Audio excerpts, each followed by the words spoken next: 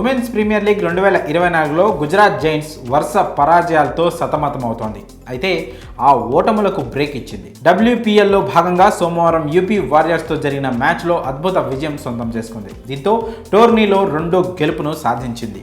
ఇక నరాలు తెగి ఉత్కంఠభరితంగా సాగిన ఈ మ్యాచ్లో అద్భుతమైన బౌలింగ్తో గుజరాత్కు విజయాన్ని కట్టబెట్టింది మన వైజాగ్ అమ్మాయి షబ్నమ్ షకీల్. ఉమెన్స్ ప్రీమియర్ లీగ్లో భాగంగా సోమవారం జరిగిన మ్యాచ్లో యూపీ వారియర్స్పై అద్భుత విజయం సాధించింది గుజరాత్ జైంట్స్ టీం.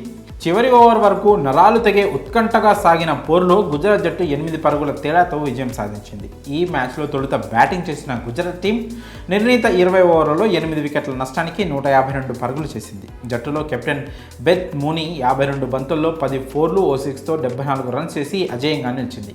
మిగతా వారిలో లారా వాల్ వాట్ 43 పరుగులతో రాణించింది. వారియర్స్ బౌలర్లో ఎకెల్ స్టోన్ 3, దీప్తి శర్మ 2 వికెట్లు తీశారు. అనంతరం 153 పరుగుల లక్ష్యంతో బరిలోకి దిగిన వారియర్స్ టీంకు వైజాగ్ అమ్మాయి షబ్నమ్ షకీల్ ఆదిలోనే షాక్ ఇచ్చింది.